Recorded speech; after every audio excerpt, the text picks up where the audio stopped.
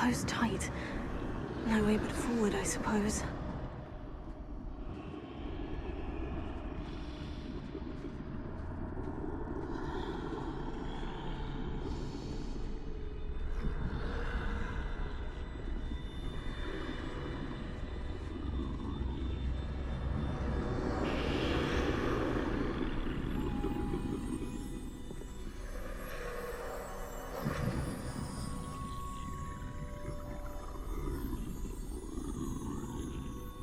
Now's my chance.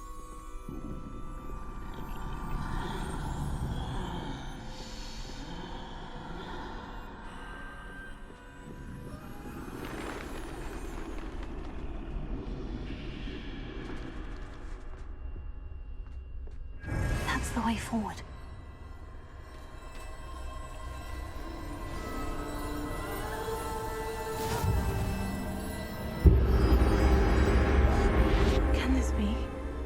I think I'm invisible.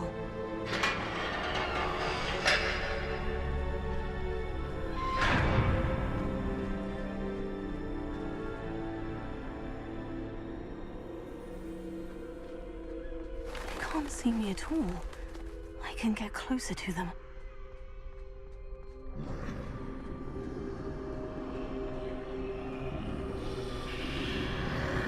This is the way forward. Finally free. Now, where are you, Neve?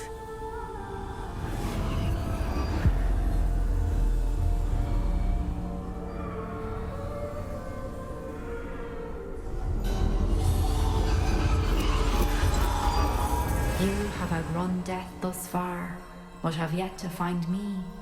Keep searching, but this time you will be unable to hide. Wield the wand you see before you. Do not squander its extraordinary power.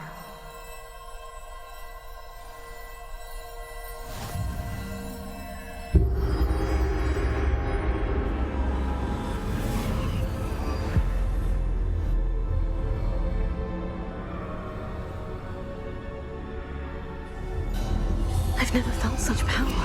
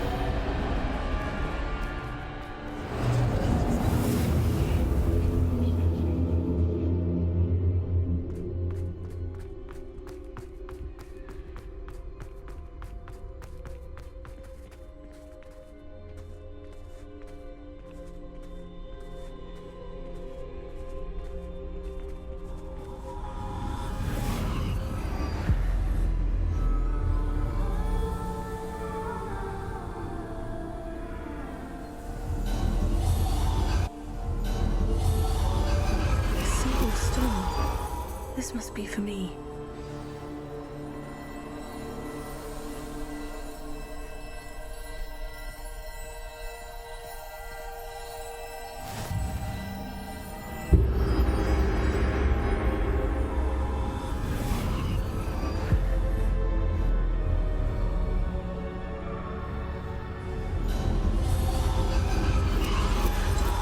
far from finished. Pass through the mourners ahead. Not. She's gone. Dear, sweet Neve. Let us always honor her memory. May her memory be a treasure to us forever.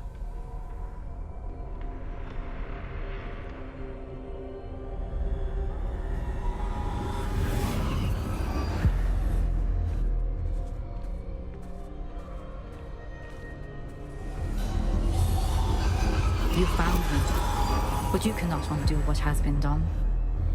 The magic of the stone can only conjure a shadow of my former self.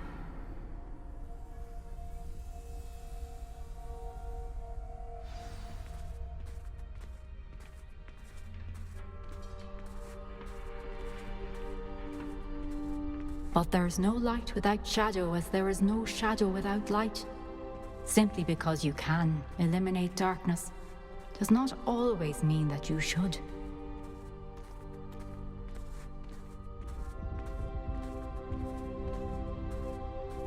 Remember that as you witness my memory.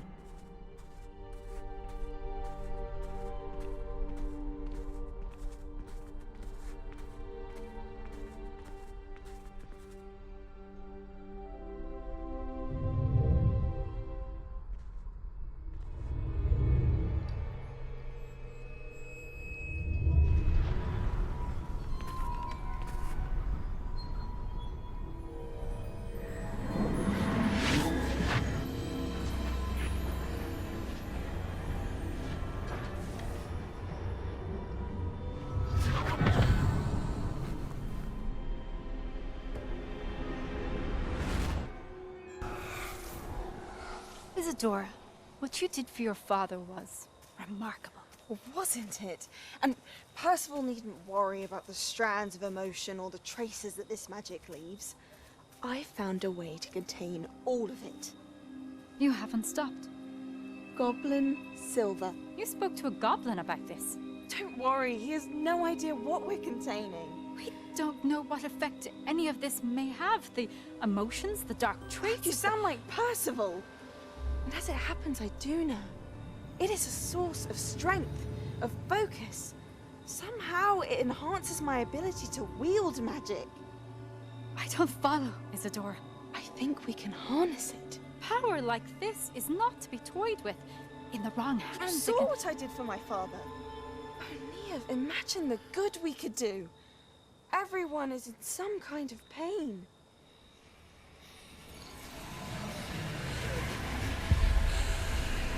What are you doing?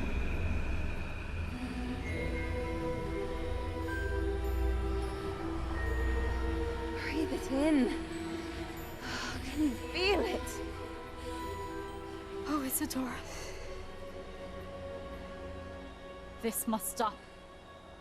All of it. You've kept this power to yourselves for so long because you fear it. I choose to embrace it.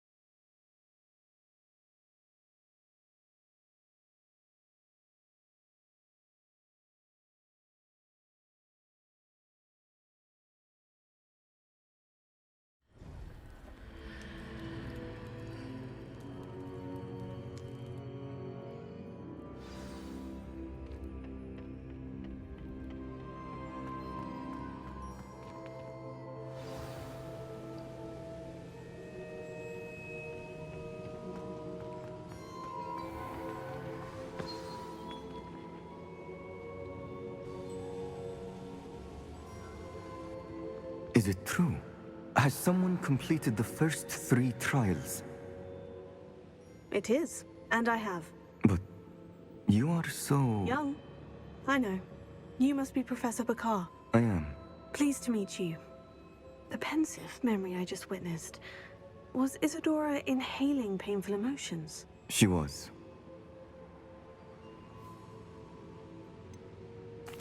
I found it disturbing. But how did she gain power from it? How did she harness it? It was disturbing. Although, I wonder that you are asking about her power. I hesitate to reveal the location of my pensive to someone who, perhaps, has yet to understand the responsibility of power. I can assure you, Professor, I do. In fact, what you don't yet know is that a dangerous goblin called Ranrock has accessed the repository at Rookwood Castle. He has learned to harness the contents of it as a source of immense power.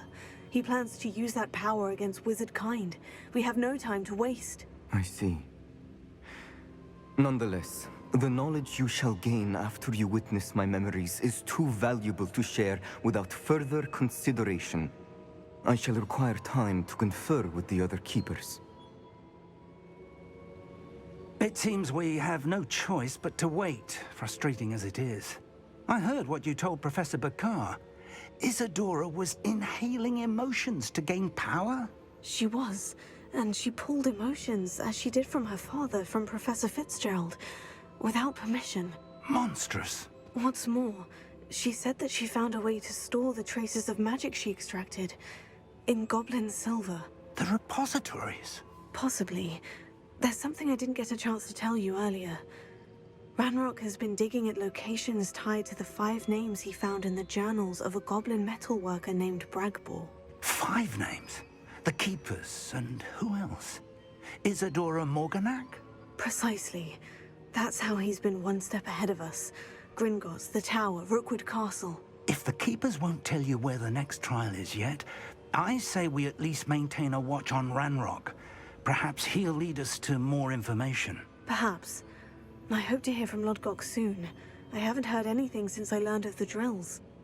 Oh, and as you've probably guessed by now, your Polyjuice plan worked like a charm. I knew it would. I may have done too good a job distracting Black. I had no idea he can't hold his fire whiskey.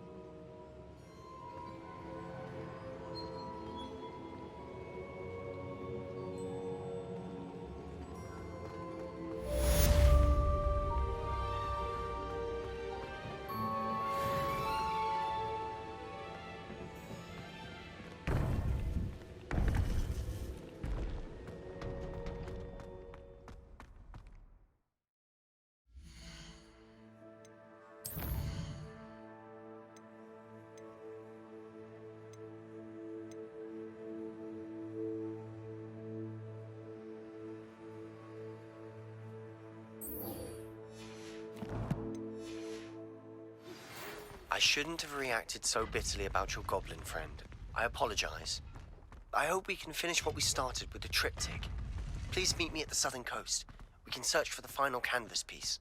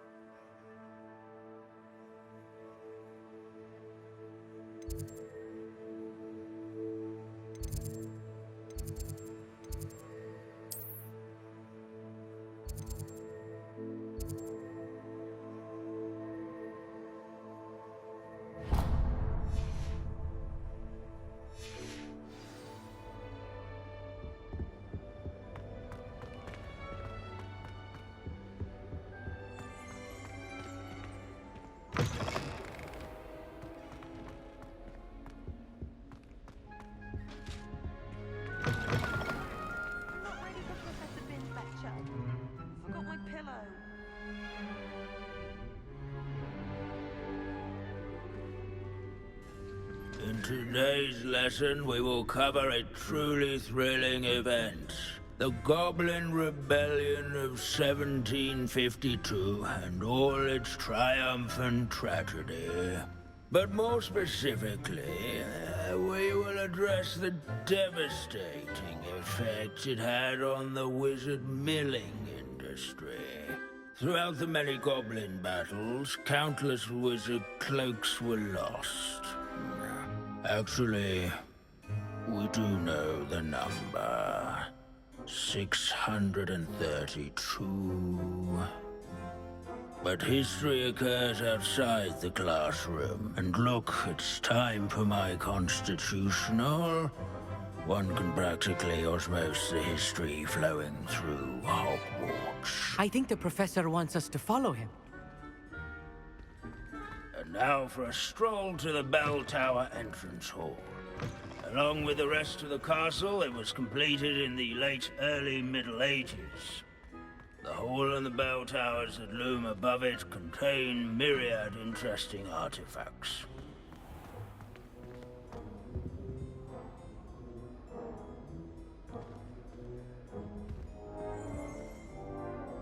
Good to see you again. Recovered from that nasty bout of dragon pox, have we?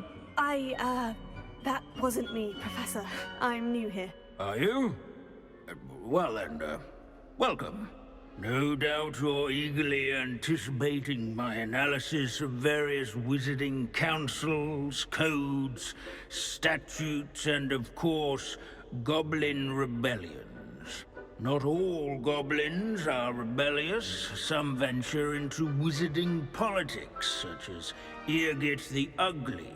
Some are talented artisans, such as Bragbor the Boastful.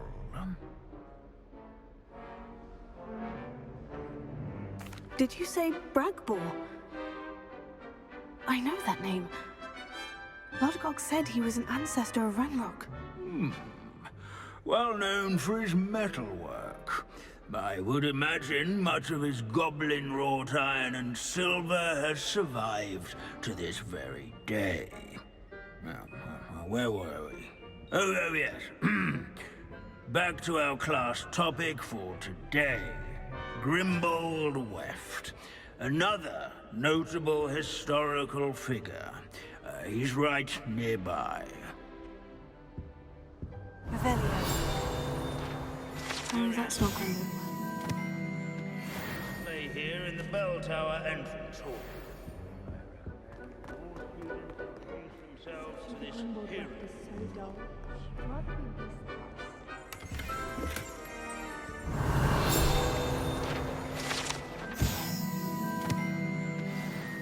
Oh yes, I see you found Grimbold Weft.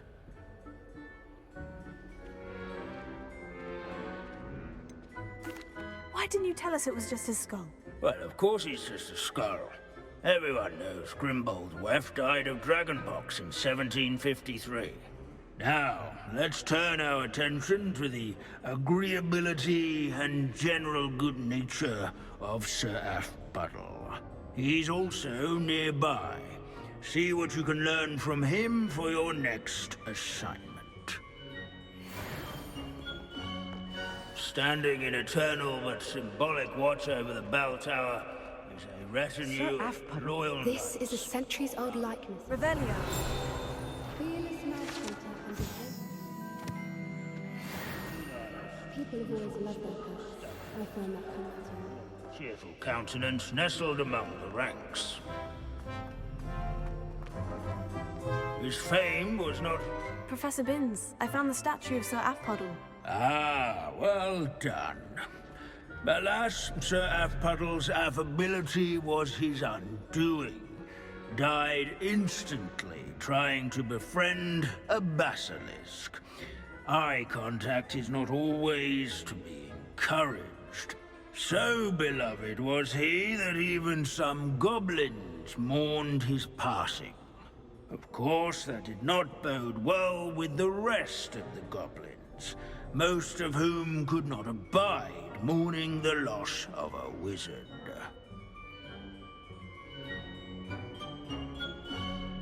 Pity goblins and wizards can't get along. True.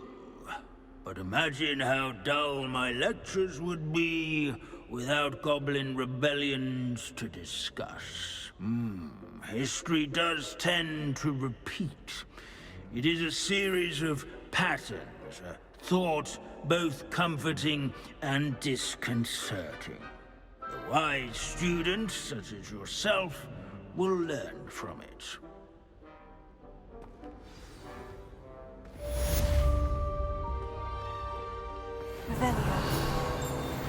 History is written by those who do their schoolwork, so they say. Or at least, I like to say that.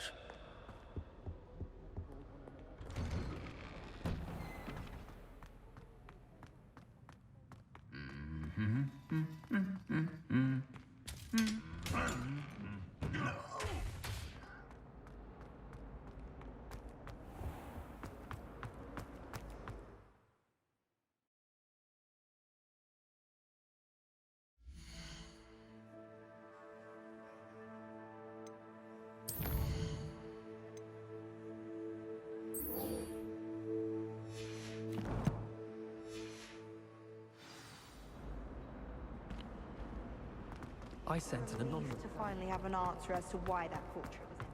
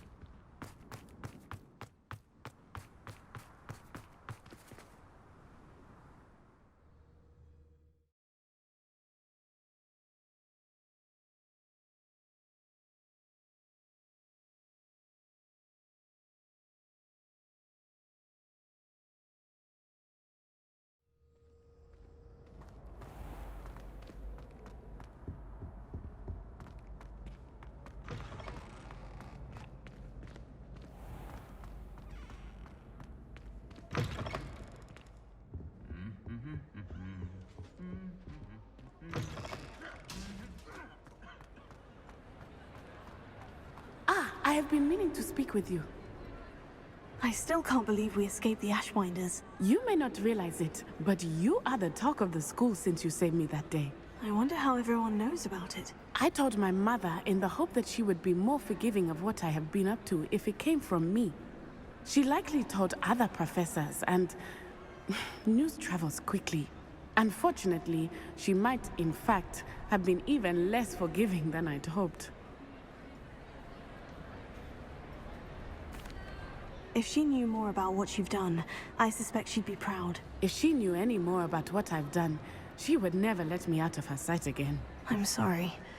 Has Officer Singer done anything with the evidence we provided? She has not. Harlow is as strong as ever. Someone needs to stop him, whether it is us or Officer Singer.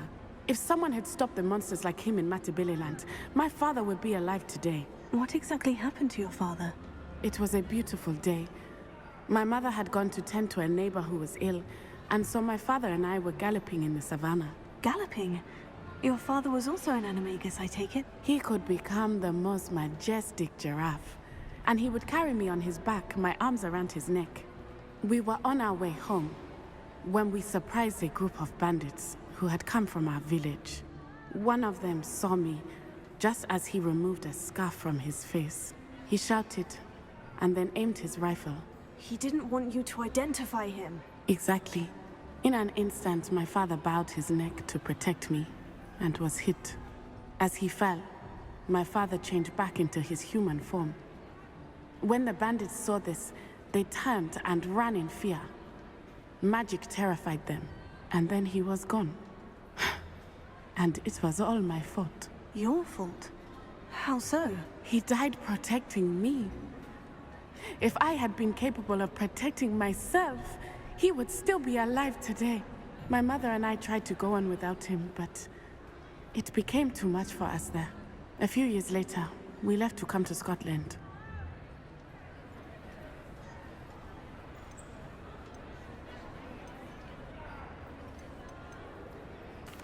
I'm sorry, Natty. I can't imagine what you've been through. Your father sounds exceptional. He was.